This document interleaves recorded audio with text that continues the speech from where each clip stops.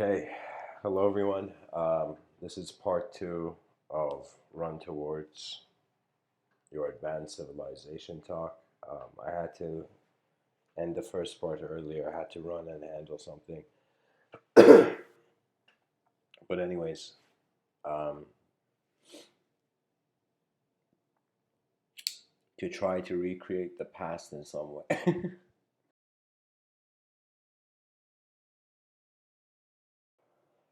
I can say that the idea I was kind of seeing was that in order to run, like the human being is an existential opportunity, it is a packet of conscious energy, it is a box of conscious energy.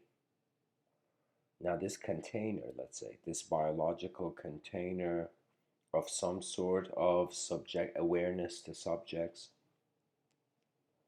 what is its evolution? And so I feel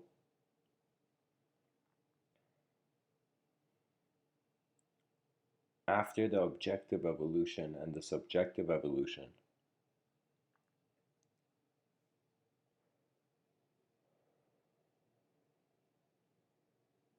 it will be a rhythmic collective existence. It would be as if individuals are trying to build, uh, are trying to see through one collective face. Many creatures in nature, you see them. You see birds, they fly together rhythmically. You see fish, you can see them in schools of fish under the water. They swim together. You know, you even see wolves running together. You see lions have their pride. And so, what it means is that creatures of the same species can access the same values that can allow each other to behave. It's as if our communication is in the similarity of our inner realms rather than their distinction. The mind is so unique that sometimes when I consider just human speech, let's say between person A and person B, person A is seeing the world, seeing person A's world. Person B is seeing person B's world. Now, as they speak and communicate, suddenly they get access to the world of AB and the world of BA. So eventually, there comes some sort of bridging of the gaps between the inner realms of people.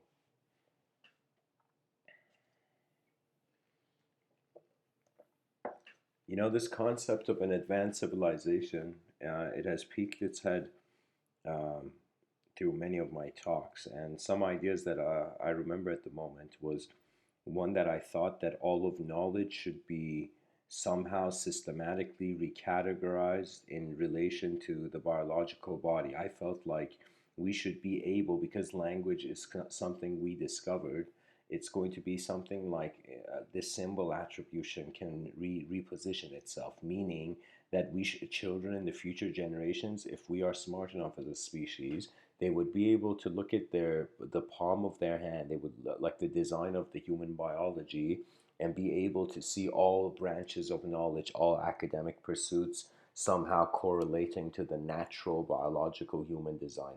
This is crucial because the technological era is appearing. We are right now experiencing life at a very slow speed.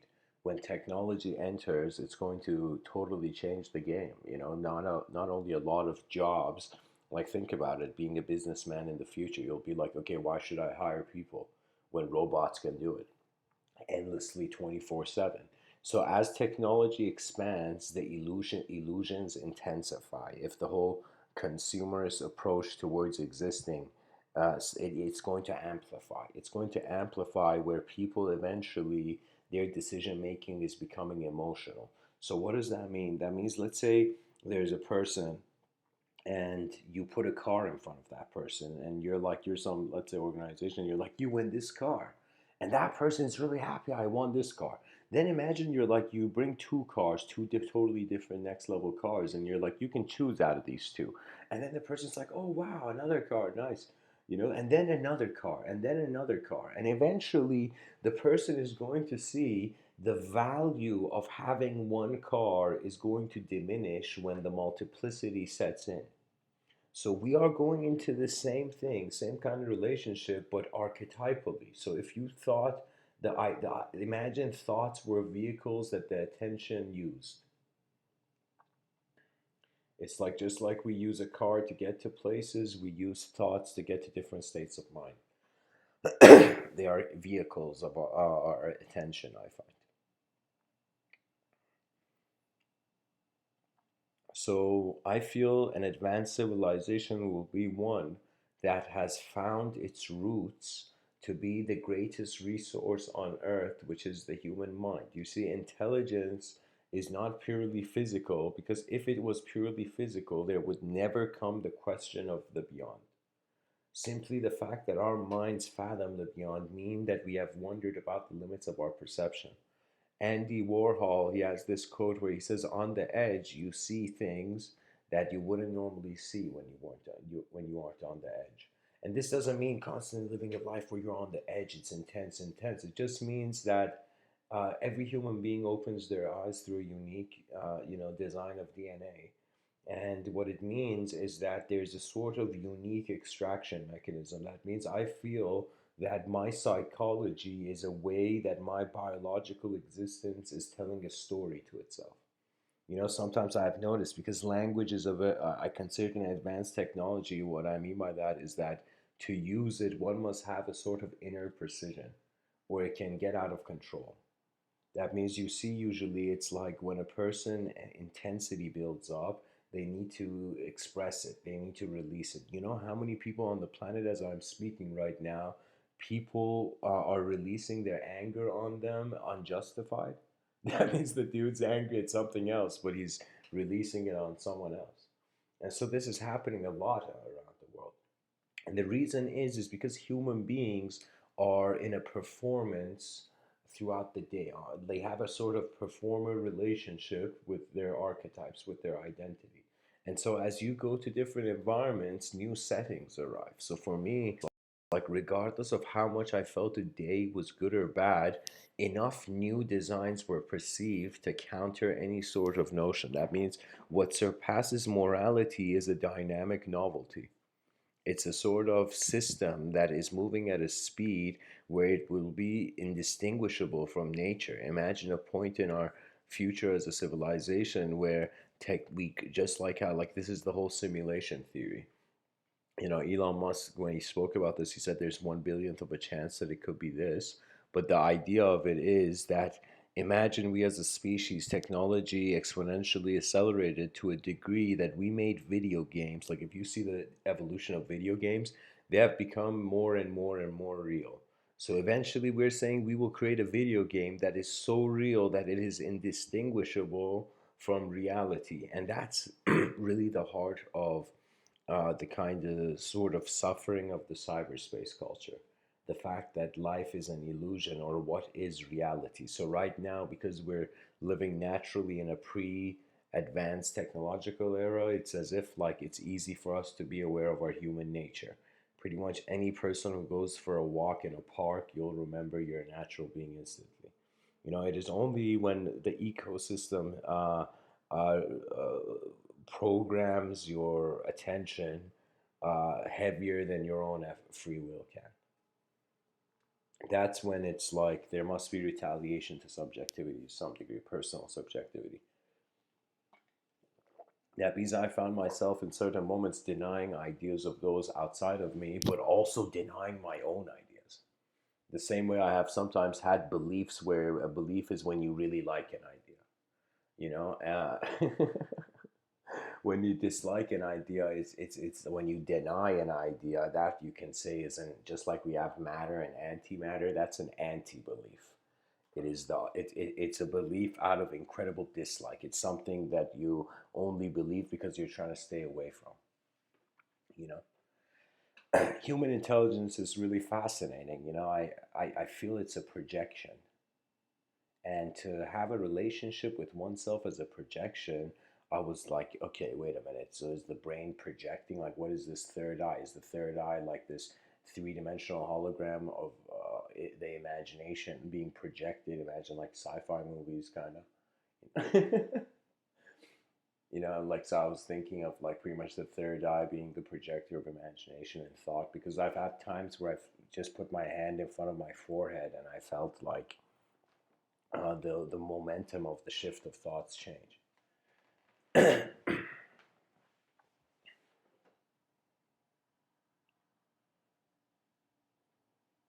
I realize no, it's ultimately how intelligence is being considered to have a body. And if the body is a component, is a part of the moment, not the whole moment, then the being has endless games to play.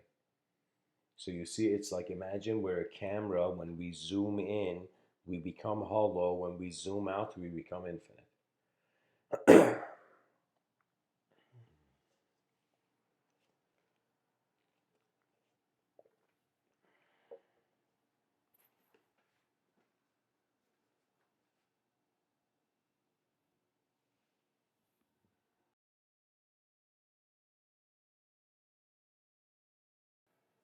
So my attention came on the chat section, guys. The chat section is tends to be like a branch where, like a bird, I sometimes find myself. So Kamal, you say if we're in a simulation, does it mean our future is defined? Actually, being in a simulation, I feel, is a proof that you aren't in one. And that's a strange idea to say, but I can kind of suggest what I mean by it.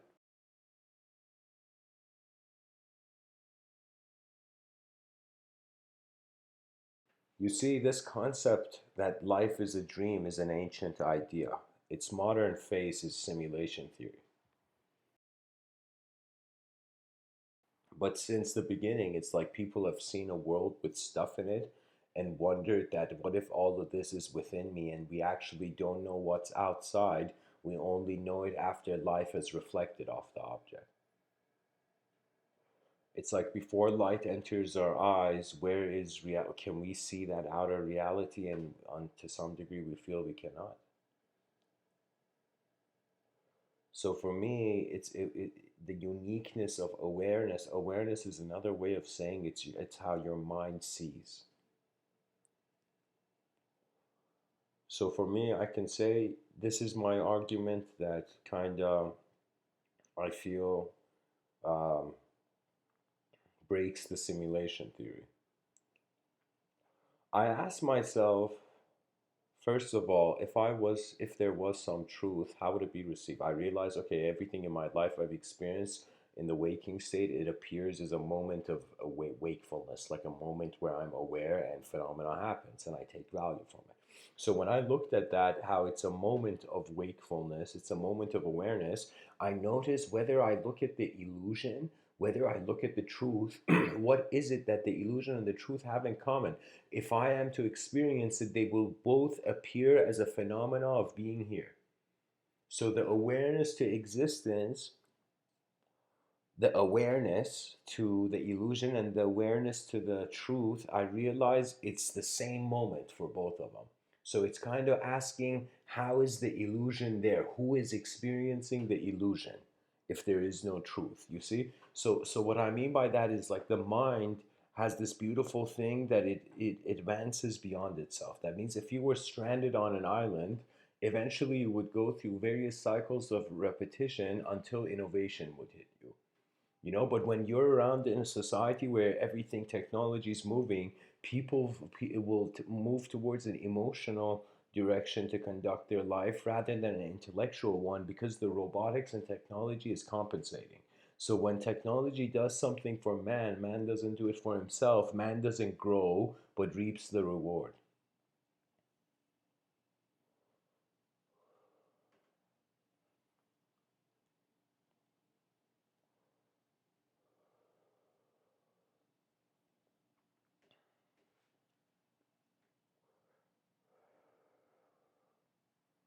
There was a time I saw the concept of evolution as unnatural.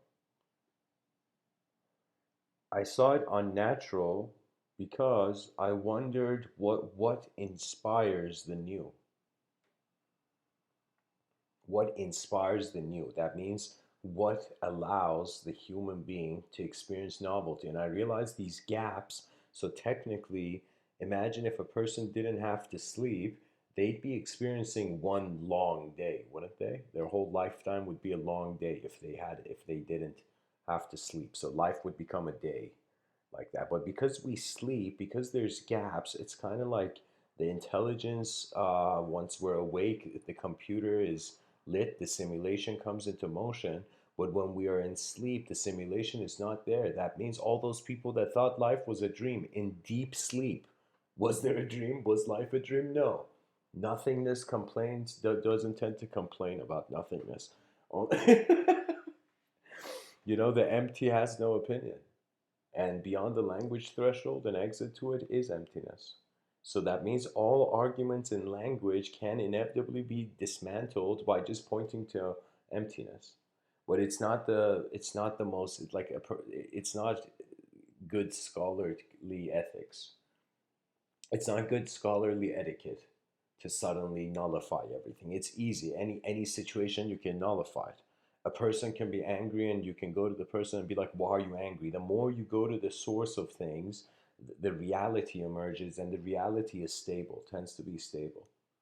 So that means any human being on this planet, if you speak long enough with them, you will suddenly realize certain ways they're looking at the world and certain ways you're looking at the world will have certain common links.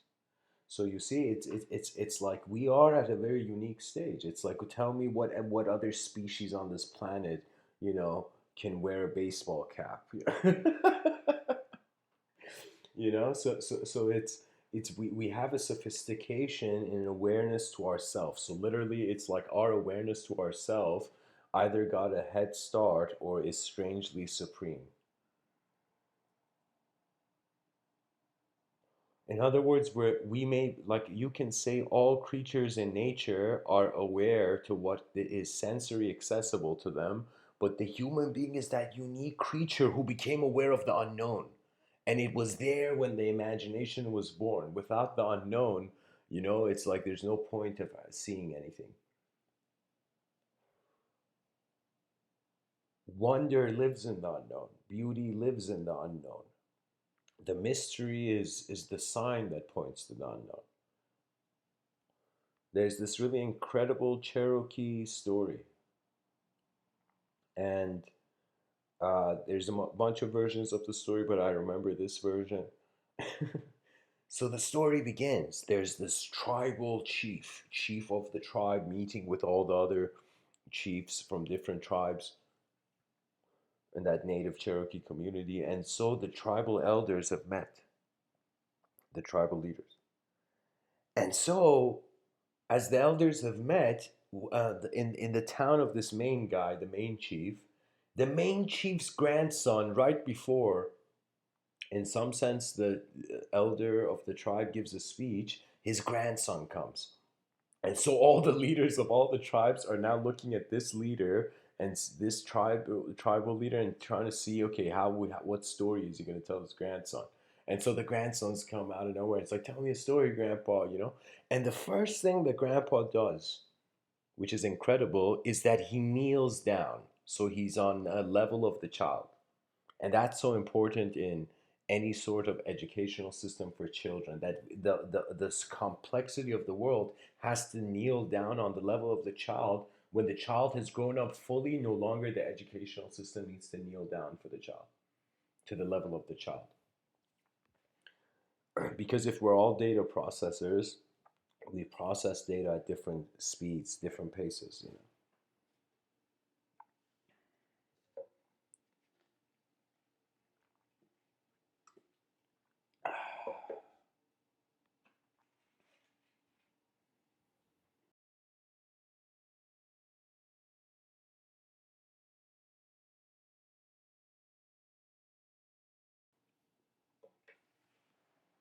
If it's Kamal in the chat section, if it's a simulation, it means that it has no definition that you can comprehend. It means it has no definition. It's hollow. It's like a word without an image to back it up, so the word is ambiguous. It's like, I tell you hope. You see, every person can see an image to it, but it doesn't have an objective reality to it. So a simulation is a consideration of the presence of the void before intelligence.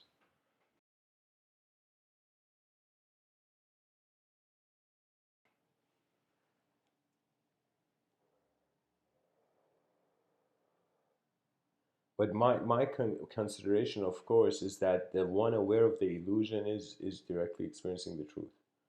That means really, where can truth go in an existence that's happening at once?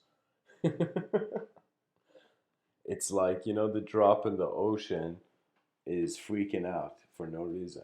You know, it's like the drop in the ocean wondering, am I the drop? Am I the ocean? Eventually, states of mind will arise where individual consciousness may become indistinguishable from collective consciousness. Really, religion is like an old school way of doing this, where ultimately the individual's freedom is under the governance of a pre-designed celestial intelligence. So what that means is religion is like an elevator, but this elevator is designed through a certain use of language. To me, religion is artwork, incredible artwork, strange artwork, artwork that endured to a degree that the ideas back then still are in people's minds now. That means that it's like, tell me that was as if it, I don't know how to say it, any idea that got close to the notion of truth became more eternalized, stuck around more. What that means is the ideologies we as human beings require filter around what we actually require to survive.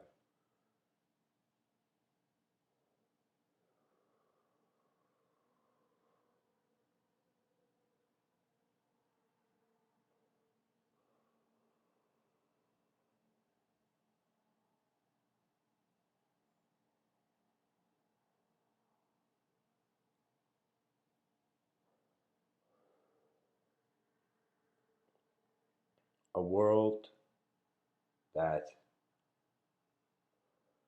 spins differently behind the eyes of the person. I find imagination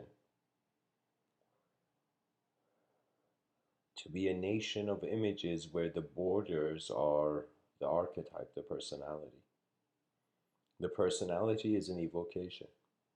And that means anything that takes energy to happen is evocational. Like this life pretty much appears to me as a moment of sight, and this moment of sight is trying to find its center. It's trying to find, just like our feet require to find stable ground, it's as if the mind is trying to find a stable reality, hence the search for truth.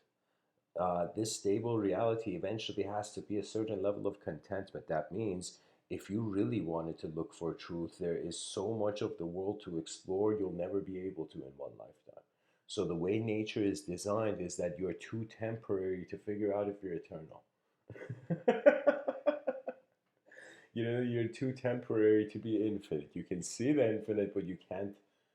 Like immortality is I find is a mistake, because the whole thing is that if you're a natural being, then identify with nature. If you're an unnatural being, then identify with, I don't know, like, I think you'd be a person who'd upload their consciousness in a computer in the future. I don't know. But like, there's various ways that attention evolves. But for me, the concept of an advanced civilization, if you were to listen to, for example, Jordan Peterson's notions on it, he would say that you have to start from the individual. But for me, I realize everybody has already started on the individual level. They're just handling it at different degrees and percentages of efficiency. Now, the issue is that even if the individual was efficient, imagine the person not only cleaned their room, but in various dimensions of their individualhood, they were efficient. Suddenly, what would be the superior? What would be the next heaven after it's like after you got into heaven, what will be the next step? And you're going to see that it is to allow the earth to remember it is in the heavens. Eventually, once the individual thirst, your individual desires are satisfied, you'd move on to collective desires. But when you look at these collective desires, In order for them to, I feel like in order for the person to see more than their eyes, they have to distinguish patterns that had nothing to do with their originating system of thought. So what I mean is that an advanced civilization will not have too many individual desires, but its collective desires would be more abidance with the efficient patterns throughout the day. You know, there are rhythms in life. You know, there's a way of walking in nature where you are disconnected, and then there's a way of walking anywhere on this planet, but it has to do with an acknowledgement of a divine rhythm. So a divine rhythm is when your mind knows where you're going. But if only where you want to go in this life is by the nature of your body, then it becomes limited. You become more inevitably. It's like like I think it's getting boring for many beings. If you were a Buddhist, you'd be like, how many times am I going to reincarnate to just realize that my free will is not the only thing out here? It's like after some point there will be enough exposure to various states of mind that the person will see that to embrace change is the advancement. And how do we embrace change? At least the best way we can say is that if you look at it in a two-dimensional way, sure, there's overpopulation. But if we suddenly had sky cities, we started using three-dimensional space. Do you know? It's as if cities were not on the planet. The planet was this giant resource station, and we were living on cities in the skies. Not only, first of all, the view would be nice, but at the same time, it would be a way of developing gratitude for the earth. You know, it's like when someone doesn't know the value of something, if they distance themselves from that thing, they will recalibrate it through a new perception of that value. And this is kind of like you can say the playfulness of blind love at first, that the two lovers are running to each other. It's as if two souls who have found each other in the darkness of existence. You know, two light beams intersecting. And so these lovers kind of go run towards each other only to discover that too much attention, it's like a relationship Rumi in his poetry epically kind of described in an epic way. He said that it's the romance between a moth and a candle flame. So this man had kind of personified, kind of given personalities to this moth and this candle flame, this this Sufi poet from 700 years ago. And so Rumi, he said that it's like this love between the candle flame. It's as if like this is how the story goes, where the moth flies too close to the candle flame and gets burnt. When the moth gets too close and gets burnt, as it's falling, it shouts to the candle and it says, "How could you burn me? How could you burn me after so many nights I spun around you to keep you not alone in this world?" And then the candle says, "How could you think I would burn you? How would you think I would burn you, where all these nights I was burning bright just to keep you warm?" And that is the thing. That's the intimacy of the inner realms. That if two people try to really be the same, they're going to eventually see there's an inevitability. Their eyes are designed differently. So for me, it's kind of, I like this mentality that every person acknowledges they are a king of their inner realms, but they are a servant of their outer realms. This way you uphold inner mastery at the same time externally, you're humble enough to see what's going on first, then act. It's all about kind of like if you it's like this is what Mr. Within is saying, guys. Like what I'm saying is like if you like you as a person wear clothing and then go in front of the mirror to see how that clothing looks. So similarly, a person, imagine, wears ideology and the mind generates different perceptions upon the world. So it's as if going in front of the mirror and seeing what ideas your attention has worn in that moment. For example, what I'm saying now is how the energy of my moment through attention is manifesting, how the inner realms have found some sort of freedom crevice in the wall of thought to kind of externalize. For me, I feel it's strange. This world is designed in a way where if you try to grab something too hard, if it's like if you chase something, you will always be behind. But if you abide by your nature, as Sri Ramana Maharshi would say, meditation is your true nature. It's not about just certain poses. It's about how you see this life in motion, and how eyes are the entrance of the world, how light is the entrance of the world into your eyes. So for me, it was like it's seeing a solar panel on the rooftop of homes, of electric homes, and for a second feeling a sort of existential similarity. It's as if just like how that solar panel, that solar panel so beautifully, so poetically takes the light and gives the home its heat. It's as if my eyes take the light and they evoke subjective realms, as it happens for all of us. And to accept uh, one image as the whole universe, which is what answer or a truth to the question of what is this life. Like if somebody gives you an answer, it's as if they've just drawn a picture and put it in front of your eyes. So what is more valuable, just seeing that picture or discovering your own eyes? So an advanced civilization would also be a civilization where the individual has found a way where their inner realms, as they externalize, they do it with the ultimate effort.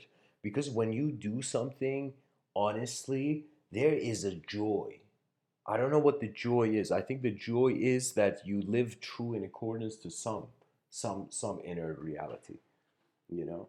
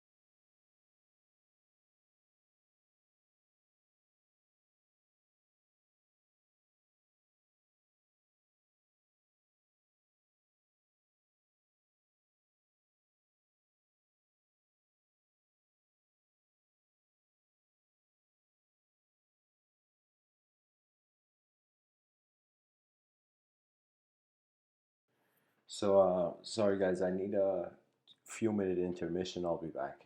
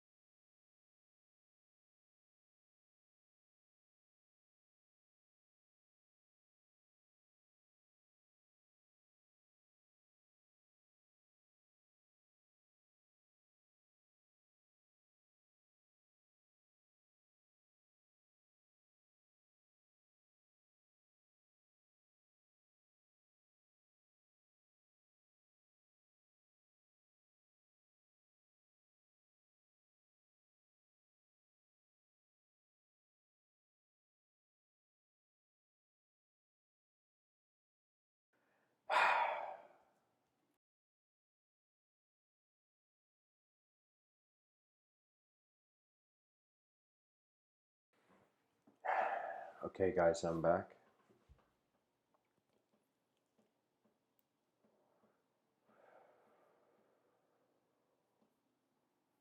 What can I say?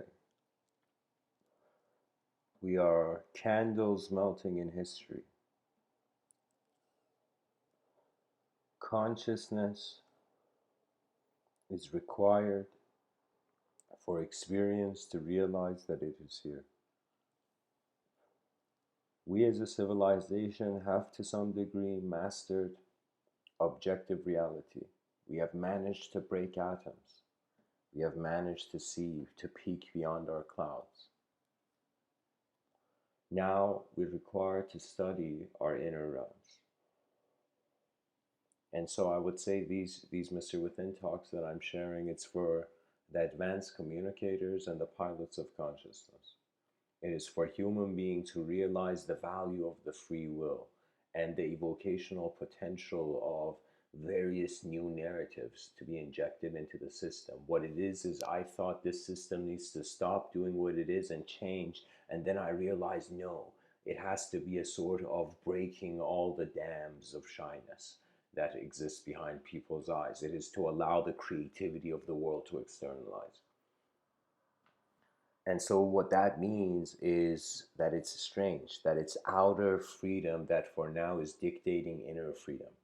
But I feel the proper way is that your inner freedom dictates your outer freedom. That means the world you see behind your eyes allows you to efficiently navigate in the world you see in front of your eyes. That seems to be the advanced civilization we're looking for.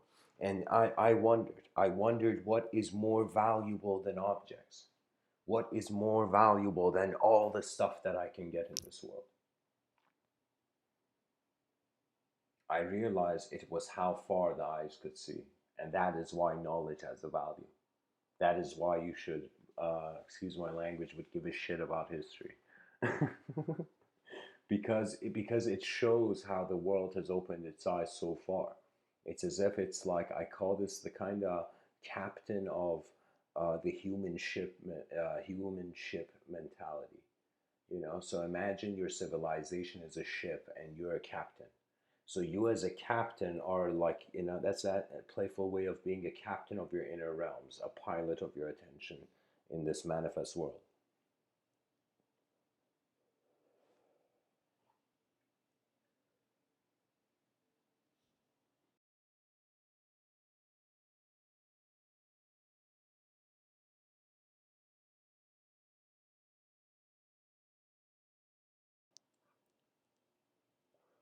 Now, the cool thing about the unknown mind is that we have had people attempt to map it, as I was saying in part one.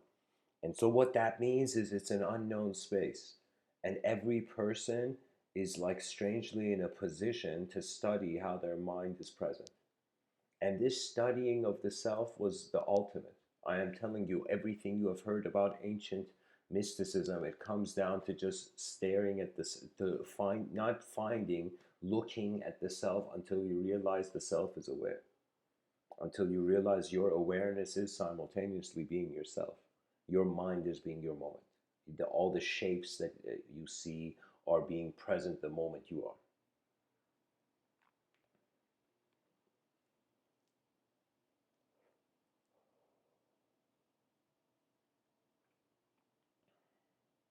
I feel we are, it looks like modern civilization is advanced, and compared to the past, yes. But compared to the potential future, we're not advanced at all. Our civilization is still playing costume games, ideological costume games. I say after idol worship, after there was a time where, in some sense, people saw an object and they're like, whoa, this object is God, man. And people were like, yeah, you are right. This object is God. And everybody started worshiping. And then some person came and said, hey, man, that I need my chair back. Can you guys let go of my chair? And the people were like, no, don't touch our God. And so after idol worship, what did we move on to? The most profound thing. Guys, this is the big part of the talk. This is Thor's hammer falling, you know, on the next page of this book, you know, this book of life.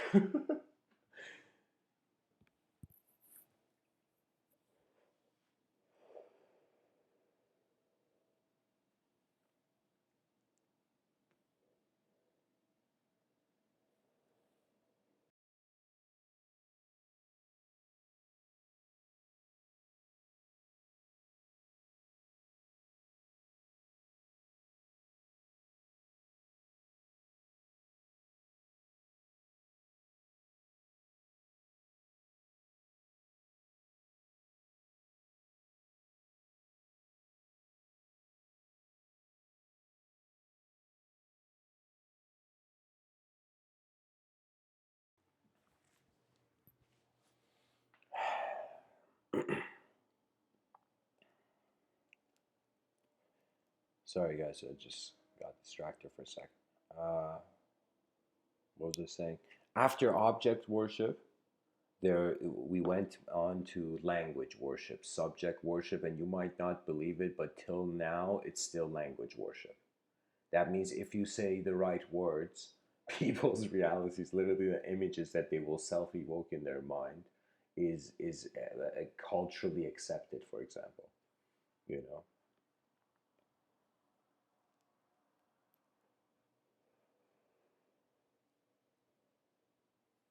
it's like an ocean of patterns of behavior that are trying to adjust in accordance to what allows them to continue the furthest. And when a system lacks authenticity, it means there are certain elements of the system have gone into the shadow. So if you see human existence as if you're a form and the light is hitting you and this light is being a shadow, you can say the light that is hitting you is your direct experience. The shadow of it is all the indirect subjectivity.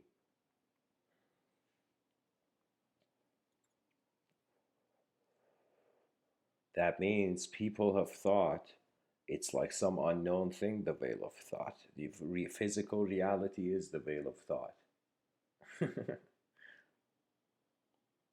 And of course, we must have the tolerance as a species to be able to speak.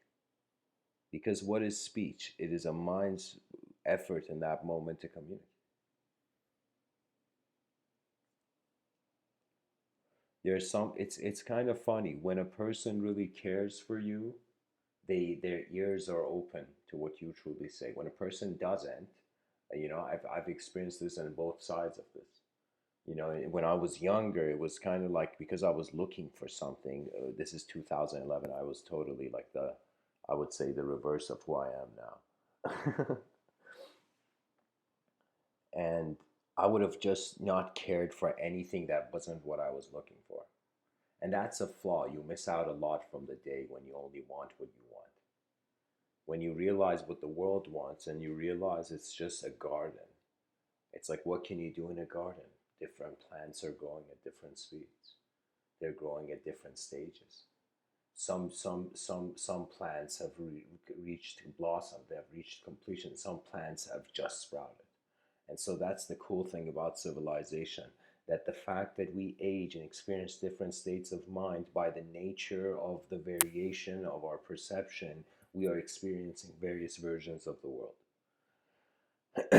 So an advanced civilization will be a civilization that it might be a bit dizzying now thinking about it, but I'll tell you, all the ways we feel we cannot stand, our future our children's children will be standing, and it wouldn't bother them. That means the same way a person could suffer or have a stress or a problem, and then they think about their ancestors who had to run in battlefields and kind of fight for their life and kingdom, you'd be like, okay, maybe my problems aren't as intense as like grabbing a chunk of metal and running into a battlefield. Like maybe life is easy. So when you look at that, it's as if like it kind of like you feel less, you suffer when you acknowledge reality. All suffering I feel arises because the person is avoiding something from the moment.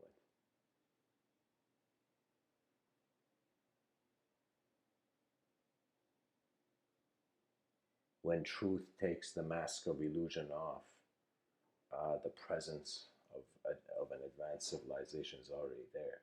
That means the way we're going to evolve into it is we're going to remember it. We're going to remember what we were, which is beyond what we are. And that's going to be a cool moment for civilization, you know. It's all honestly the direction of effort. It's as if every person is some sort of energetic manifestation that's happening at a certain speed, and the free will is the direction giver, is the arrow. And so when I kind of chose this wallpaper for this talk, I just wondered, what is that girl seeing? You know, is she seeing the politics of that place? Is she seeing a lifeless place? Is this could it be that this character we see in this picture, it's like she has reached home? What if this is her home? You know, what if this is not her home? You know, what if she's an assassin? You know, and so the mind can of course play, but for me it was just like a gaze at an advanced civilization. You know,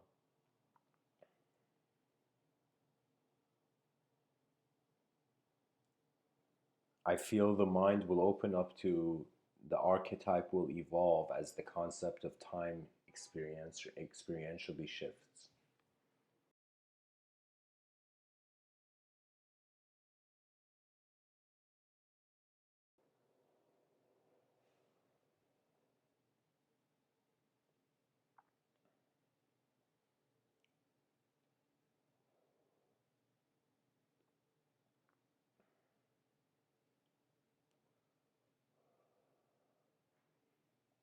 You know, if you ask a religious man anywhere around the world, what is wisdom in a monotheistic tradition, they will tell you fear of God.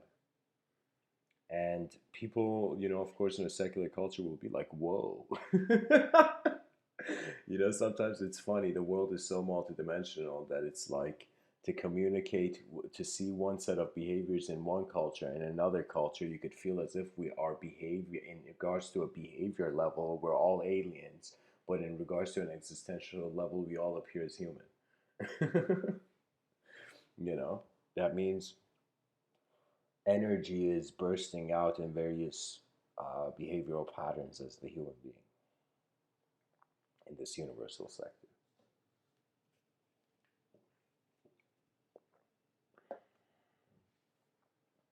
What it is honestly, it's single pointedness, it's concentration.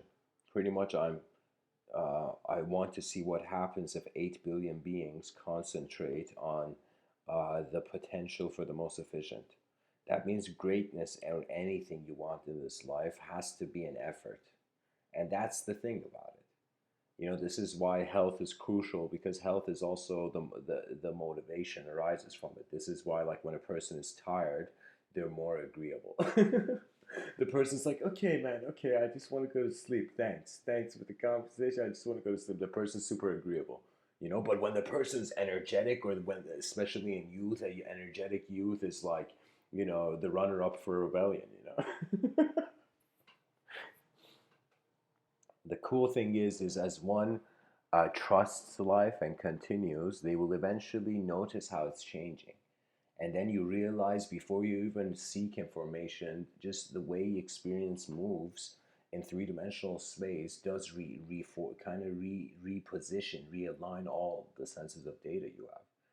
That means I've had beliefs, of course. Everybody functions through certain beliefs, certain range of beliefs. It's like I gotta believe in water, you know, when I'm thirsty. You know, I believe in food. You know, I don't like. You know, I don't say that it's like you can retain it as like, even though in certain yogis were known to kind of just by staring at the sun kind of like get all the nourishment they need. But for me, the mentality is no. It's like the era of advanced communicators is simply just being in communication with your reality. That means it's like I could totally understand how a person can make like the inefficient decision of using a bridge the wrong way by reducing their own value in their eyes towards nothing, toward. It's like you reduce. You can an archetype can potentially become reduced to the viewer towards nothingness. That means just like how a person can feel like they're everything, that a person can also feel they're nothing. You know. And so the thing is, though, the moment the person thinks they're nothing, they will eventually see something is here, though. There's been many times, I've not many times, but there was a time where in 2000, what was it? I think 2017, I was in Italy and it was a dark night. Like literally my view on myself, it was as if I was, there's sometimes I have kind of, it's all honestly all about emotion. What people don't realize is an emotion doesn't change as quick as a thought. You know, what that means is, for example, sometimes when I, as a person, get emotional, I could feel that there's a delay. Like it's like a ripple on a pond. You gotta wait until the emotion finishes. You know. So this is why when a person is super angry, my recommendation is like the easiest way to control anger is to lie on your back on the ground. Trust me, gravity is gonna motivate you not to be angry now. you know, the easiest solution to anger. I think this is the best sort of, you can say, universal couple therapy.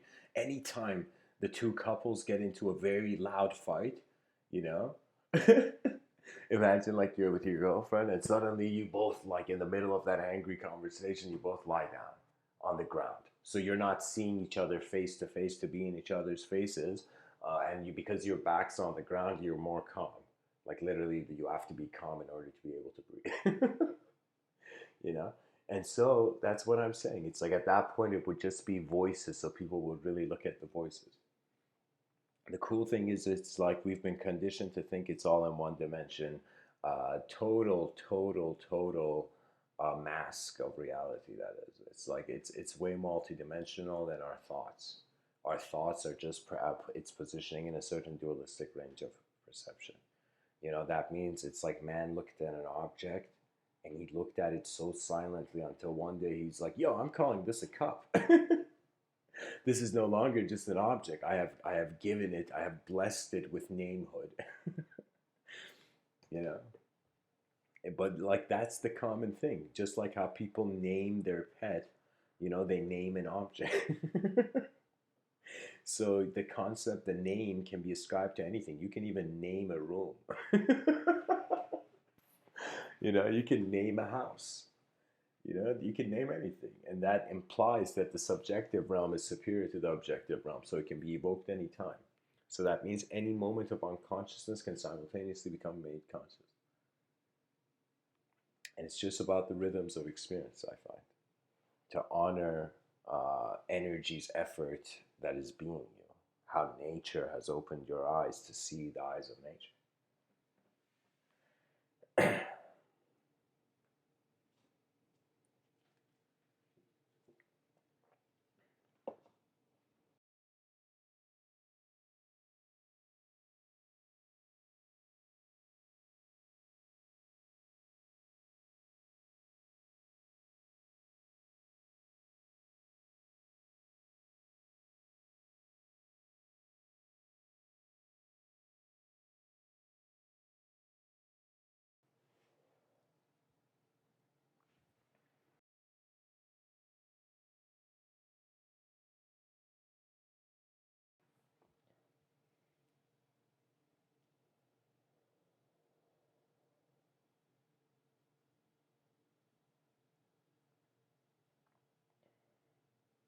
The winds of evolution.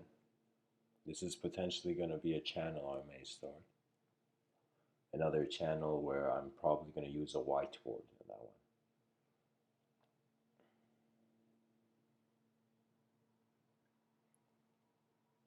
The idea is that a wind arises meaninglessly, but from that meaninglessness, it gives a direction to the leaves, to whether they've fallen or not. And so the winds of evolution means that, like even in my youth, I noticed it. I'm glad I noticed this early on. It was like There's the Sufi quote that says, if you want to just intellectually look for truth, it's like whipping a dead donkey to go faster. Just the notion of wanting to stabilize a value in a changing world makes the image lifeless. So it's as if like you have to imagine the clay is like connected.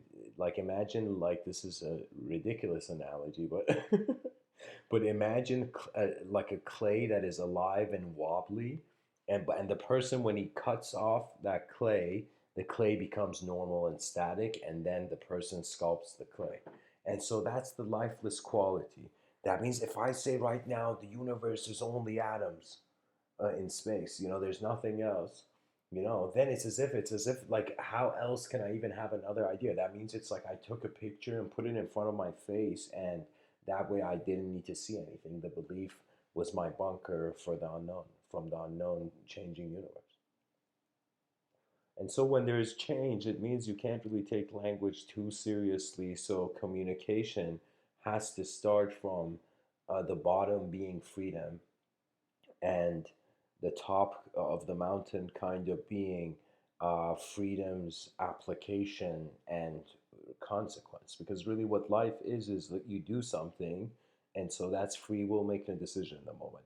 Now, that decision has set something in motion. Like right now, when I raise this cup of orange juice in front of my hand, so I see, like, okay, it's as if the effort, I saw the consequence of the effort.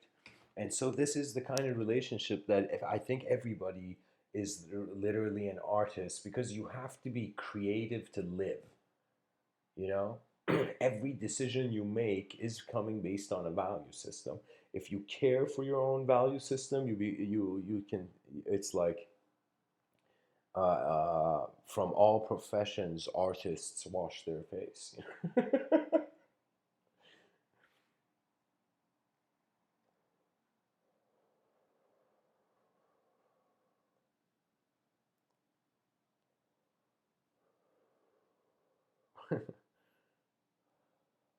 And I don't know, to be honest, guys, this, when you can accept the unknown,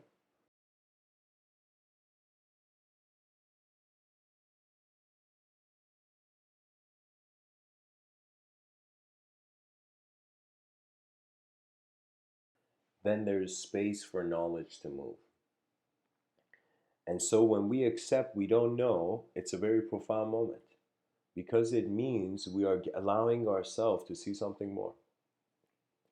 And I can't tell you, it's like life is so amazing that in many things you want to master, you will always start as a fool. And when you are a person doing something new, I feel you have to have the humility of the fool. There's something about um, a person who has no resistance to who they are, that nature says, good job, human being, you stopped fighting yourself internally. And that when that fighting ceases, when inner peace becomes the norm, then you'll suddenly see peacefulness evokes genius. I am telling you, it's peace. And when I say peace, I don't mean like a piece of a cake or a puzzle. I mean peace. I mean a simplicity that all complexity is revolving around. To be able to be content with how your DNA has existed. It's like nature has made you to create the concept of making. There has been an effort which me and you are the result of. And as we are scientifically told, it's a genetical line. So DNA is another way of saying what our ancestors lived for came to fruition. That means all human beings that exist right now, you can endlessly till the end of time slow hand clap for all your ancestors who endured through the space-time continuum. And I've had many moments, because when a person, I feel that when the thought deepens, the world expands. When the world expands, the individual archetype must continue to stabilize itself. So the way it does is it remembers the past. So when a person feels lonely, they also get a really good memory of their past. But when a person is dynamic, then their mind is infusing with a field, so they must suddenly emerge as a component of the field, you know. The greatest question to ask, I find, is how does attention move? And I feel this is the best kind I can say, something that I think I should start saying at the end of talks. Just get a piece of paper and ask yourself, what is moving my attention? And you will suddenly notice the freedom of your free will. And that's enough. When you realize that, I'm telling you, it's kind of like you reach a state where you don't chase the butterfly, you remain. And a human being who, I am telling you, the moment you're comfortable with simplicity, anger no longer haunts you. Rage and chaos doesn't overwhelm because you have acknowledged, even if the most chaotic thing happens, it reduces to simpler principles. So me and you right now, this level that this conversation is existentially happening, it's at the complexity of a 4 billion year old biological movement emerging to itself as no longer as an individual. It's as if we're evolving from the particle feeling it's projecting the field to realizing we're the field in which that's moving the particle. So what does that mean? That means ultimately we are the whole moment identifying with a part of it, a part of the moment. Imagine a sphere that's on a colored surface. So that sphere has no color, but it takes the color of the room it's in, of the environment it is in. And I don't know, I feel it's like the greatest, the most advanced technology is language. And it must be evolved in accordance to human contribution to experience.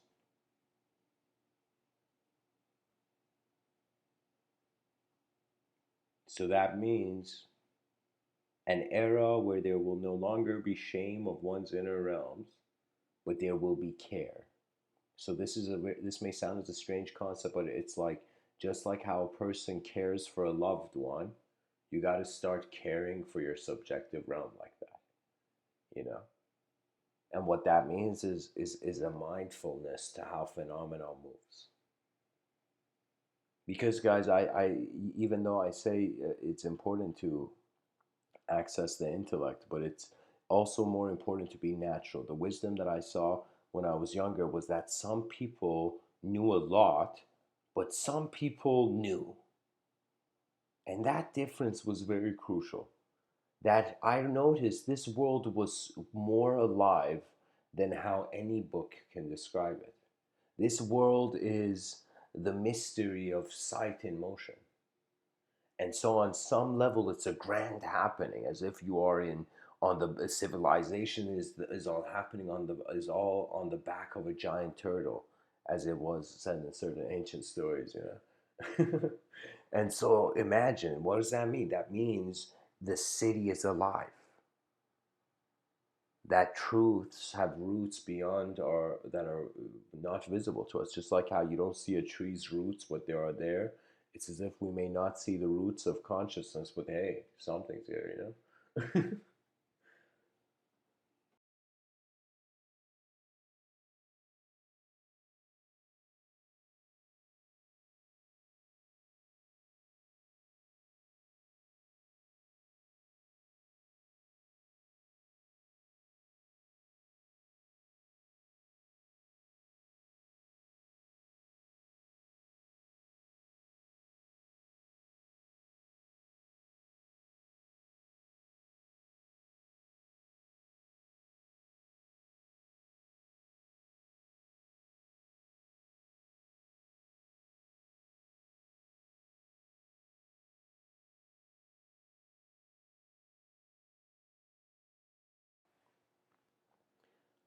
I would like to share with the audience a poem I wrote, I believe in 2016. And it's the 13th poem of this poetic work I call My Solaris, Solaris, My Solaris.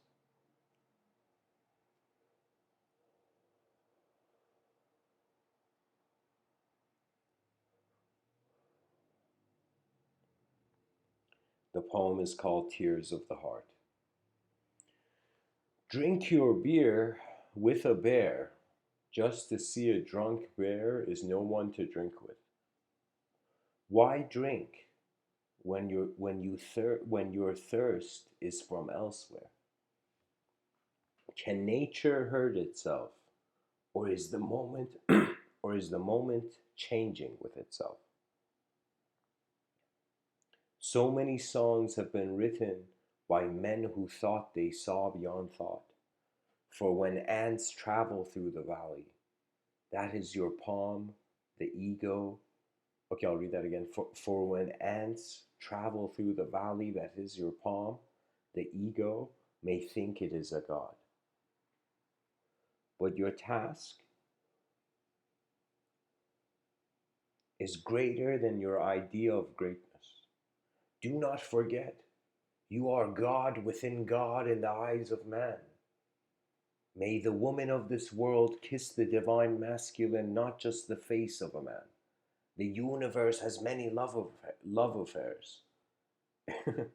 Be free beyond conception.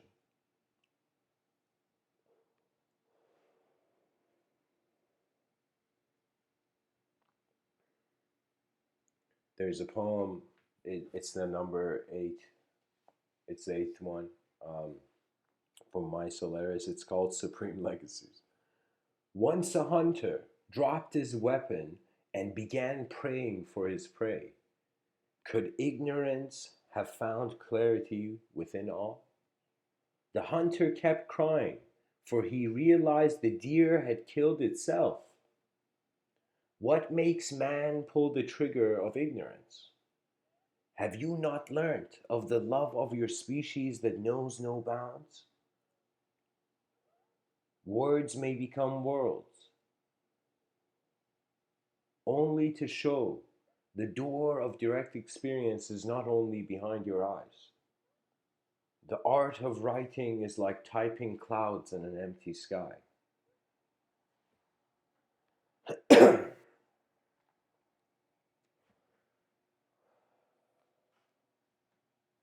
So I want to open it up to the audience. This poetry book has, here, I'll go open a new one.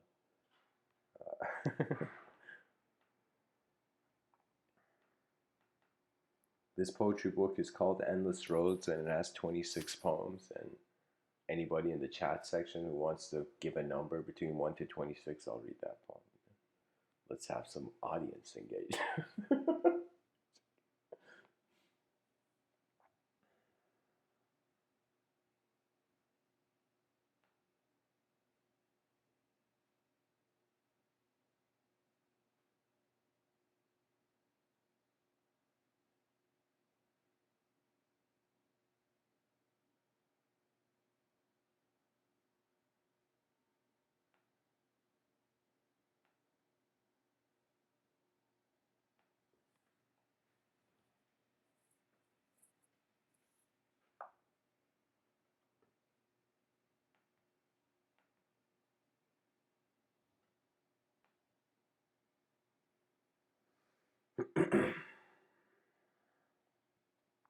Okay, number 3. Let's check it out. Let's see what the third poem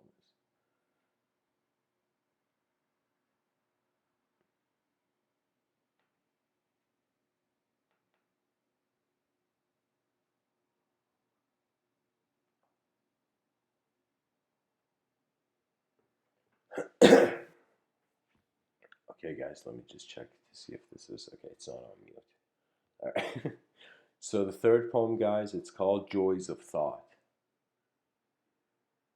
And again, this is from a different poetry book called Endless Roads.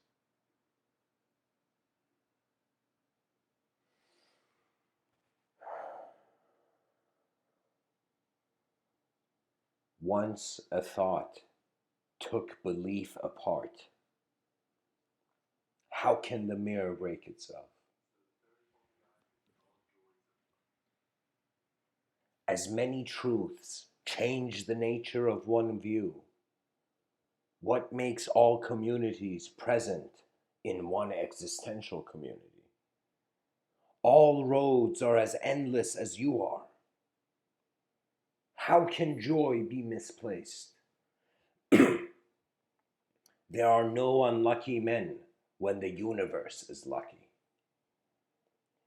Give the greatest blessing to the self of selves. Beyond choice and thought, there is only God. Know yourself.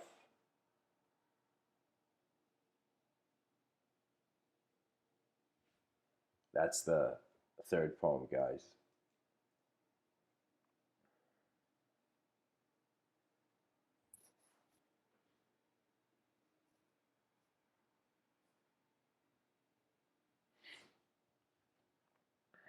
I don't know why I'm feeling I'm going to read number 10 too, and then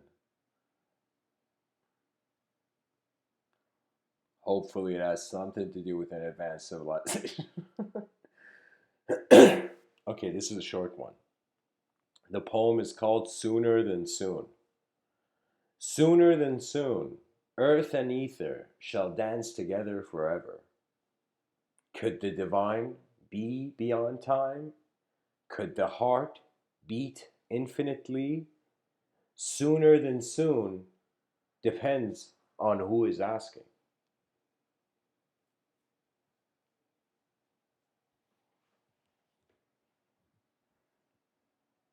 I wonder who the author is. Here, and I'll read number 5 and I'll end off with this poem, Tunnel. The poem is called Never Forget It. When rocks listen to rock and roll, how does the pebble remember the mountain through all that has fallen from the peak of conception? All roads are divinely placed, so time has somewhere to go. Have you noticed angels like to travel light?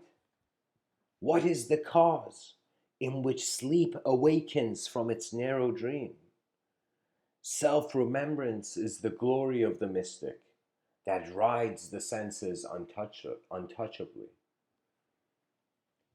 How does reality fathom the unreal? Can a writer write with tired bones?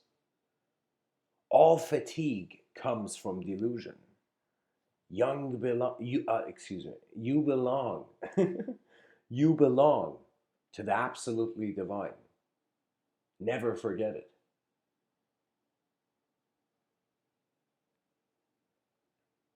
And that's the thing, guys. I think what I can take away, somehow extract from these poems I wrote in 2016, is that when the poetry book is called Endless Roads, I mean, I could totally see the advancement of civilization is an endless road. And really, our free will is about the quality of its continuity and its texture, and the way the what kind of world the future generations would open their eyes. So when Mr. Within says run towards your advanced civilization, it means, excuse me, it means run.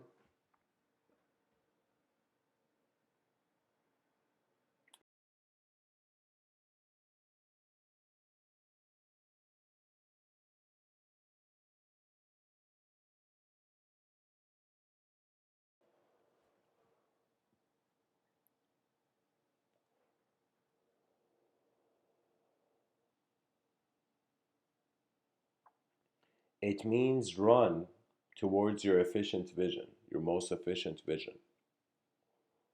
And ultimately, if for example people were imagine people in the world were eternal, they we never died, consciousness remained. It doesn't matter if the body went away, but consciousness remained. So we would suddenly see, when we have nothing to lose, earth becomes like heaven. When we have something to lose, then suffer programs of suffering await.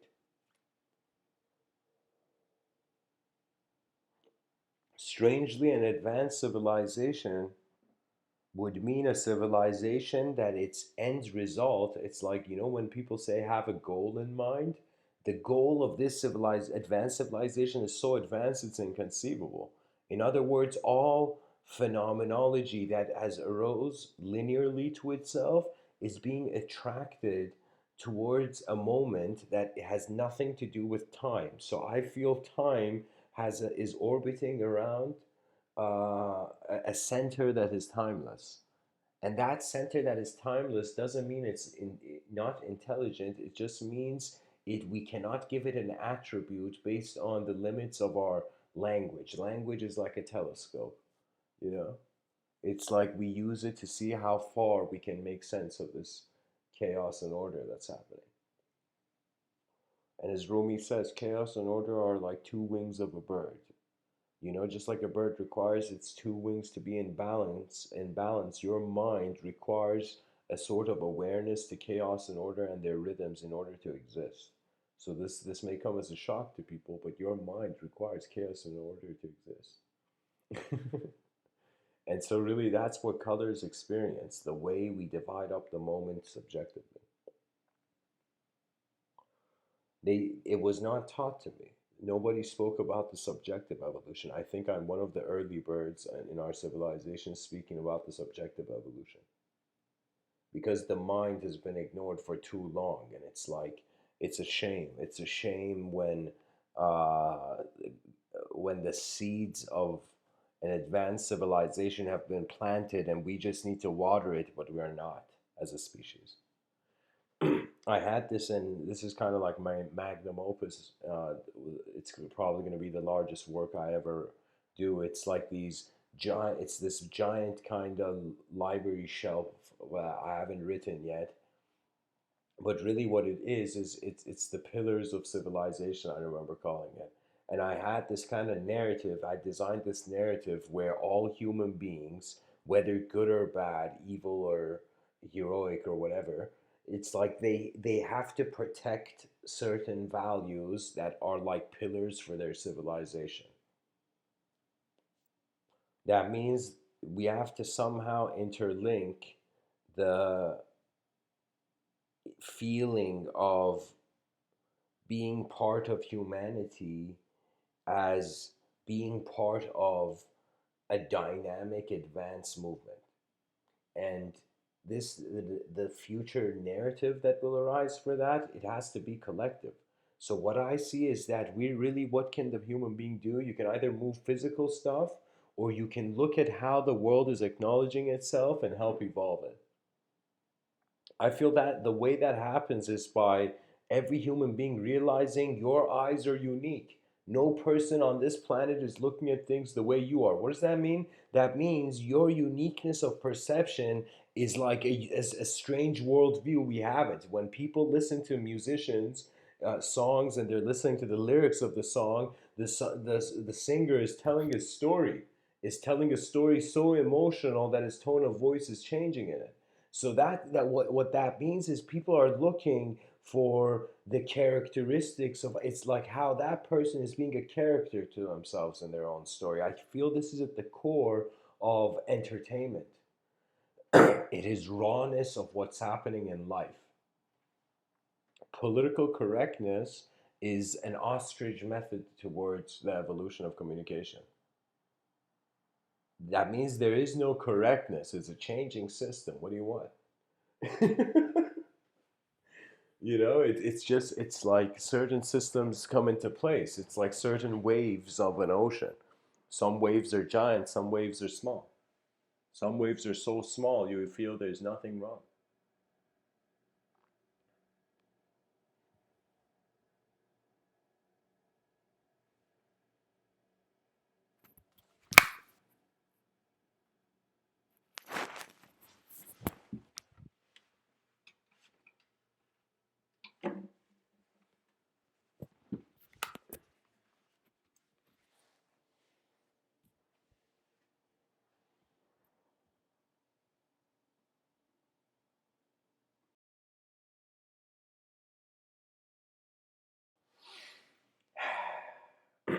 Excuse me.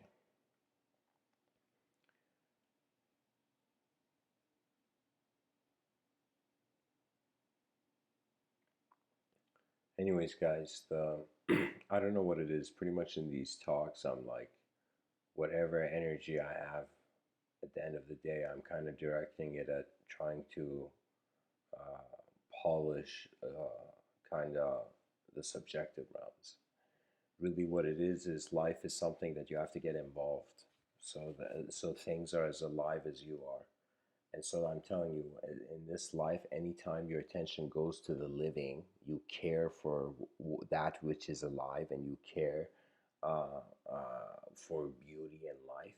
These two things, these two ideas, when they become kind of like your lenses of perception, you will automatically gravitate towards efficiency, because those are states where emotions arise freely, very freely.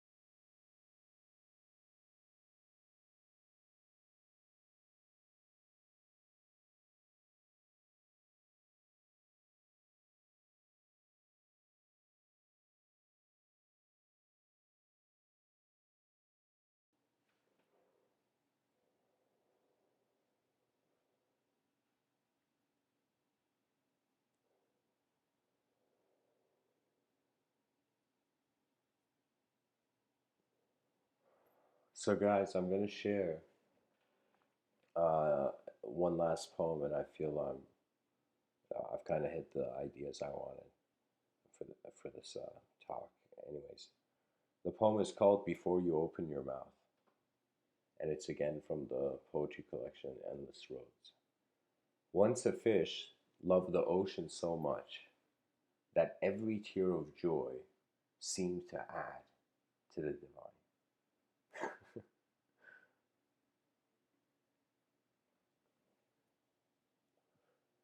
But why was the fish here? All worlds stand alone until befriended. Give the book a line beyond thought, and it will wonder who holds the pen.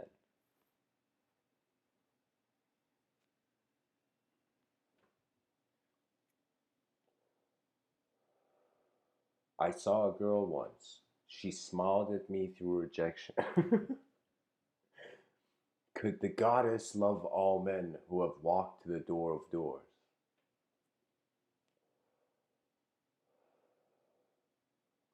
Once I saw a divine light when God kissed me twice. Could love take men and women beyond ignorance? The dance of emotion is just a dance. If she loves you, she will understand you before you open your mouth. And I feel that's it, guys. It's we are automatically, through experiencing our individual consciousnesses collectively, opening up to realms where, believe it or not, vocal language, the vocalization of language may in the future become unnecessary. It may be a strange, silent, advanced civilization.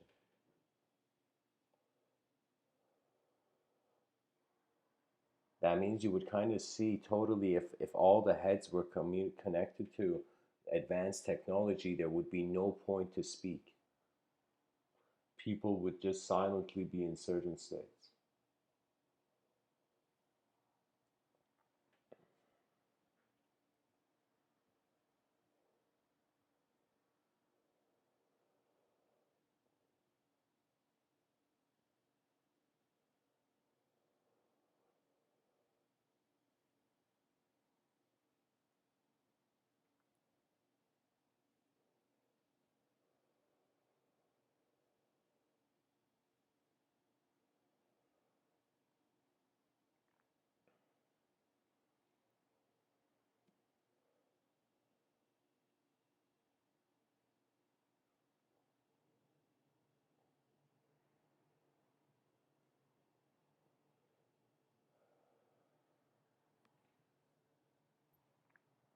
Anyways, guys, thanks for tuning in. run to your greatest vision. Ultimately, it's efficient vision. I think that that would be the modern definition of success, the neo-modern. So really what it is you're a certain energetic being, you're conscious, this energy is conscious of itself. As it is conscious, it can stabilize subjectively, and it can strangely like re-relate to everything. you know so anyways,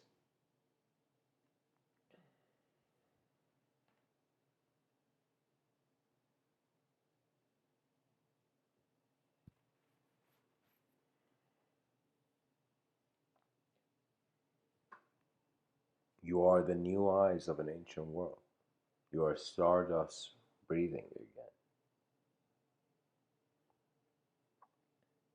Much blessings and namaste.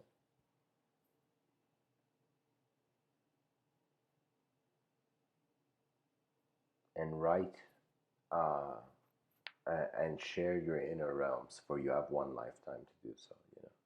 Much blessings and namaste.